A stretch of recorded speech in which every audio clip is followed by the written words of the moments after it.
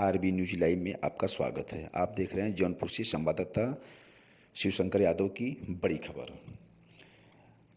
Return विश्वकाशी newspaper व साधना foundation charitable trust व NDS welfare society की तरफ से समस्त भारतवासियों को 26 जनवरी की हार्दिक शुभकामना। बने रहिए आरबी न्यूज लाइव पर, देखिए आगे की रिपोर्ट।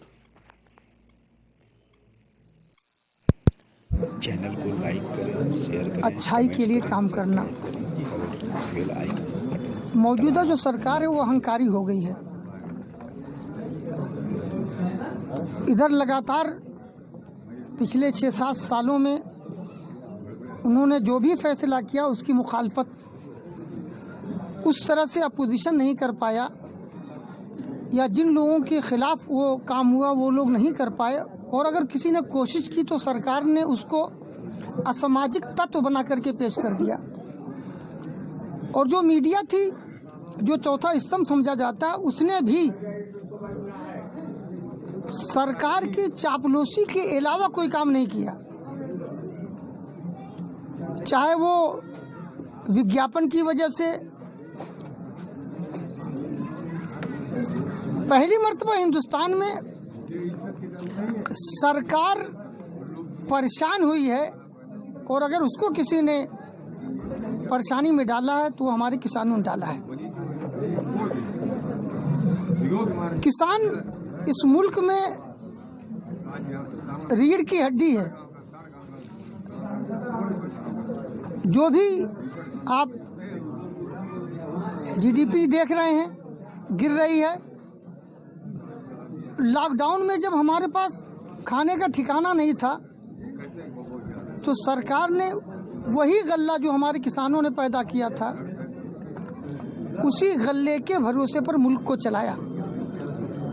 आज वो सड़कों पर हैं।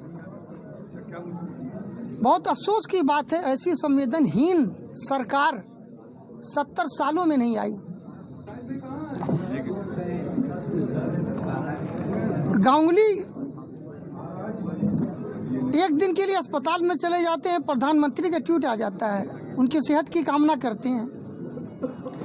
लेकिन अभी आपने बताया 129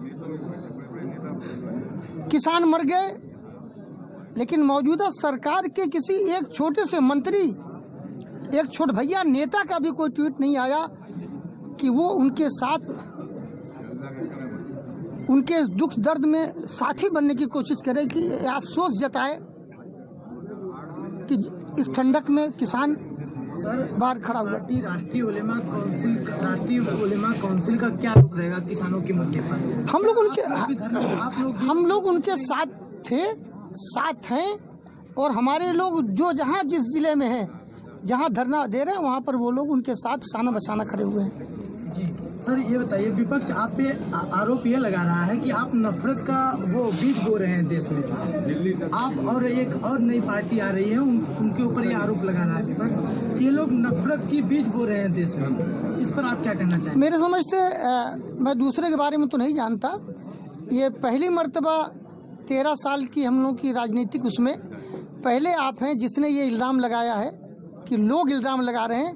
एक आदमी पूरे हिंदुस्तान से नहीं ला के बता सकते कि हम लोगों ने कभी धर्म के आधार पर, या जात के आधार पर, या आगड़े पिछड़े के आधार पर कभी हम लोगों ने किसी एक भाषण में या किसी अपने इलेक्शन के मैनिफेस्टो में कहीं पर हम लोगों ने इस तरह की कोई बात की। हम धर्म के जात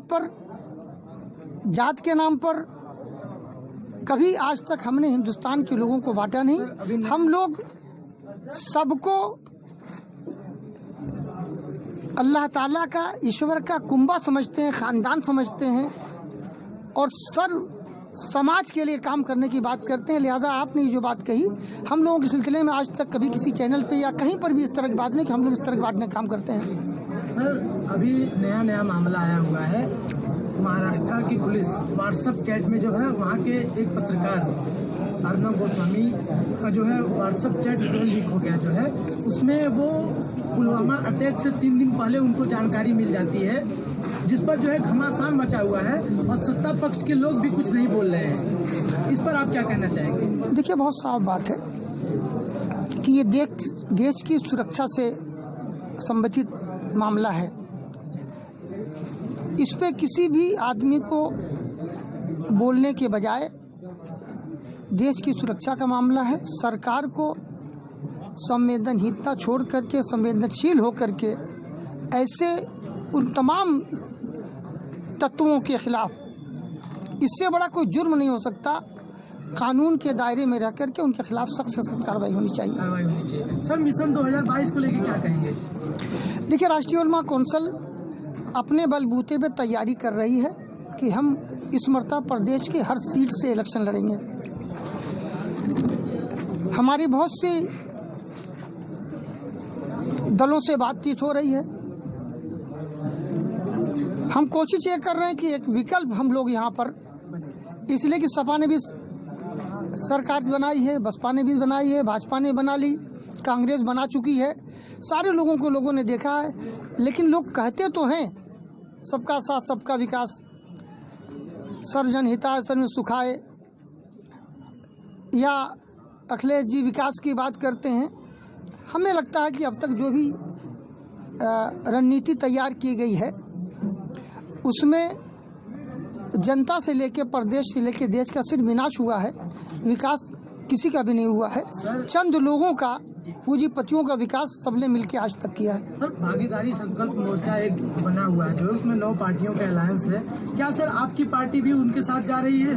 देखिए, बहुत साफ तौर पे इस तरह के मोर्चे अभी बहुत से बनेंगे, बिगड़ेंगे। अब तक जो हमारा तजर्बा रहा है कि मोर्चे इसलिए बनाए जाते हैं ताकि दबाव बना करके राजनीतिक दलों से सौदा किया जा सके। हम लोग जब से सियासत में आए हैं, हमारे कुछ सिद्धांत हैं, उसूल हैं। उन सिद्धांतों पे जो लोग भी खरे उतरेंगे, हम उनके साथ ज़रूर मिल करके एक विकल्प देने की कोशिश करेंगे। क्वेश्चन मेरा ये रहेगा कि यहाँ पे अभी कुछ ही दिन पहले जो है भागीदारी संकल्प मोर्चा के 2 नेता आए थे यहाँ पे, उसमें से ओम प्रकाश राजभर जी ने कहा कि अभी तो ये झांकी है, पूरा प्रदेश बाकी है। इस पर आप क्या कहना चाहेंगे? मैं जहाँ तक समझता हूँ कि राजभर साहब को पहली मर्तबा इसी हुकूमत में चांस मिला था, पिछड़ा विभाग उनके पास था। वो अपने 2-3 काम बता दें कि जो उन्होंने मिनिस्टर होने के नाते उस समाज के लिए जिसके वो मिनिस्टर थे उन्होंने किया है, तो मैं समझता हूँ तो उससे आसानी हो जाएगी लोगों को समझने में कि उनको मौका मिला था। और वो तकरीबन मैं समझता हूँ कि 17-19 तकरीबन 2-2.5 साल वो मंत्री थे। उन्होंने अपने उस कार्यकाल में उस समाज के लिए जिसका मंत्रालय उनके पास था, उन्होंने क्या काम किया, उनको इसको बता देना चाहिए। एक वाइट पेपर ला करके बता देना चाहिए कि उन्होंने किया है, इसलिए आगे उन्हें मौका दिया जाना चाहिए। सर, आगामी समय में जो है जिला यहाँ लोकल चुनाव होने वाले हैं, सर क्या आपकी पार्टी अपने सिंबल पे चुनाव लड़ाएगी या फिर लोग वैसे ही लड़ेंगे? देखिए, इसमें सिंबल चूँकि मिलता नहीं है, इसमें सिंबल की लड़ाई नहीं होती, वो सिंबल दिया जाता है जी। तो मैं समझता हूँ उसमें सिंबल इस्तेमाल नहीं होगा, किसी भी पार्टी का सिंबल नहीं है। अगर सिंबल का निर्णय लेती है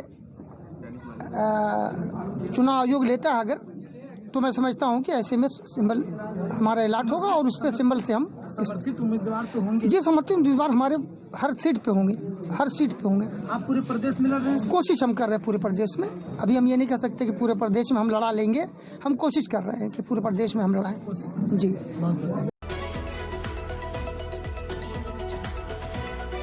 तेज सबसे आगे, खबरें देखें सबसे पहले, आपको करे हर खबर से रूबरू। आगे ऐसे और खबरें देखने के लिए rvnews.live को सब्सक्राइब करें, हमारे चैनल के साथ बने रहें। बदलेगा खबरों का अंदाज, बदलेगा खबरों का मिजाज, बुलंद होगी जनता की आवाज, आपका सरोकार, असल मुद्दों की पुकार, पत्रकारिता की धार, खेत खलियान, महिलाओं का सम्मान, देश के नौजवान, जनता मांगे समाधान, सड़क पर घमासान, भ्रष्टाचार से परेशान।